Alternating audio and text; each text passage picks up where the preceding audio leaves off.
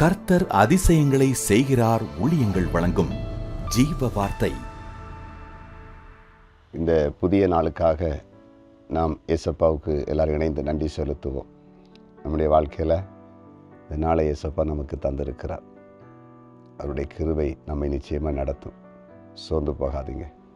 இந்த பூமியில் நம்மை வாழ வைக்கிற தெய்வம் நமக்காக எல்லாவற்றையும் செய்வார். நம்முடைய ஆண்டவர் இயேசு கிறிஸ்து சிலுவையில் நமக்காக எல்லாம் செய்து முடித்திருக்கிறார். பயப்படாதீங்க. இந்த நாளின் ஜீவார்த்தைக்கான வசனம் சங்கீதம் 18:2. கர்த்தர் என் கன்மலையும் என் கோட்டையும் என் இரட்சகரும் என் தேவனும் நான் நம்பியிருக்கிற என் துருகமும் என் கேடகமும் என் இரட்சணிய கொம்பும் என் உயர்ந்த அடைக்கலுமாய் இருக்கிறார். என் உயர்ந்த அடைக்கலுமாய் இருக்கிறார். இங்கே சங்கீதக்காரன் சொல்லும் பொழுது சொல்லுகிறார், என் ஆண்டவர் எனக்கு கன்மலையாக இருக்கிறார், எனக்கு கோட்டையாக இருக்கிறார், எனக்கு அவர் தான் ரட்சிப்பை கொடுக்கிறவர், அவர் தான் எனக்கு தேவன், நான் அவர் தான் நம்பி இருக்கிறேன், அவர் எனக்கு கேடகம், அவரின் இரட்சணிய கொம்பு, என் உயர்ந்த அடைக்கலமாக இருக்கிறார். நாம் தேவனுடைய பிள்ளைகளை, நம்முடைய ஆண்டவர் நமக்கு எல்லா விதத்திலும் ஒரு உயர்ந்த ஒரு பாதுகாப்பை நமக்கு கொடுத்து இந்த பூமியிலே நம்மை நடத்துகிற ஒரு தேவனாக இருக்கிறார்.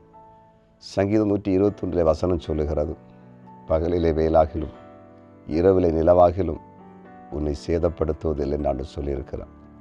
கர்த்தர் உன் வலது பக்கத்திலே உனக்கு நிழலாக இருக்கிறான்னு சொல்லியிருக்கிறார். ஆம், ஆண்டு நம் பக்கத்தில் இருந்து நிழலை போல நம்மை பின்தொடர்ந்து நம்மை பாதுகாக்கிறவர். இந்த பூமி ஒரு பாதுகாப்பற்ற பூமி. இந்த நேரம் நமக்கு என்ன நடக்குன்னு யாருக்குமே தெரியாது. எப்பொழுது நமக்கு வியாதி நம்மை தாக்கும், எப்பொழுது விபத்து நம்மை சேதப்படுத்தும், எப்பொழுது எதிரிகள் நம்மை சேதப்படுத்துவான்னு சொல்லி நமக்கு தெரியாது. எப்போது இயற்கை பேரழிவுகள் இந்த பூமியை தாக்கும், எப்போது விஷ ஜந்துகள் நம்மை தாக்கும் என்று நமக்கு தெரியாது. அப்படிப்பட்ட ஒரு பாதுகாப்பற்ற உலகத்தில் வாழ்ந்து கொண்டிருக்கிறோம். ஆனால் நம்மை படைத்த தேவன் நமக்கு பாதுகாப்பாக இருந்து அடைக்கலமாக இருந்து நம்மை நடத்துவதற்கு போதுமான ஒரு தெய்வம். நம்மள பயப்படாதீங்க. எங்கே போனாலும் எந்த இடத்துல நீங்கள் இருந்தாலும் நடந்தாலும் ஆண்டவர் உங்கள் கூட இருப்பார். உங்கள் குடும்பத்தில் எல்லாரோடு கூட இருப்பார். உங்கள் பிள்ளைகளோடு கூட இருப்பார். எல்லாரோடு கூட இருப்பார். ஒரு தீங்கும் உங்களை அணுகவே அணுகாது. ஒரு தீமையும் உங்களை அணுகாது. நம்முடைய தேவன் உயர்ந்த அடைக்கலமானவர். ஜெபிப்போமா? ஜெபிக்கலாம்.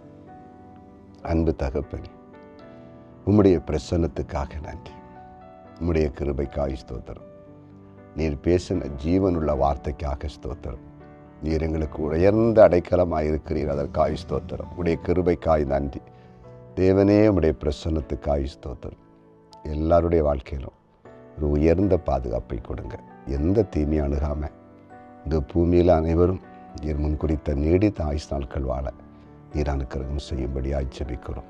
வியாதிப்பட்ட நிலையில் போராடி கொண்டிருக்கிற அன்பு தகப்பன்மார்கள், தாய்மார்கள், சகோதர சகோதரி எல்லாரையும் காத்துக்கொள்ளும். குறிப்பாய் வயோதிப நிலையில் சிரமப்படுகிற ஒவ்வொருவரையும் நீர் கண்ணோக்கி பார்க்கும்படியாய் ஜெபிக்கிறேன். உம்முடைய மகிமை இப்போதே ஒவ்வொருவரையும் தொட்டு சுகமாக்கட்டும். இன்றைக்கு பிறந்தநாளை காண்க ஒவ்வொருவரையும் ஆசீர்வதியும். ஆசீர்வாதமாக இருக்கட்டும். திருமண நாளை காண்கிற குடும்பங்களை வாழ்த்துகிறேன். ஆசீர்வாதமாக இருக்கட்டும். ஆண்டவரே, தொழில் செய்கிற, வியாபாரம் செய்கிற எல்லாரையும் ஆசீர்வதி. இந்த நாள் எல்லாருக்கும் ஆசீர்வாதமாக இருக்கட்டும். தேவனுக்கு ஊழியம் செய்கிற தெய்வ ஊழியர்களுக்காக, ஊழியம் செய்கிற ஊழியக்கார சகோதரிமார்களுக்காக, குடும்பங்களுக்காக ஜெபிக்கிறேன். அவங்க ஆசீர்வாதமாக இருக்கட்டும். நீர் அப்படி செய்தி நன்றி. இயேசுவின் நாமத்தில் பிதாவே, ஆமென்.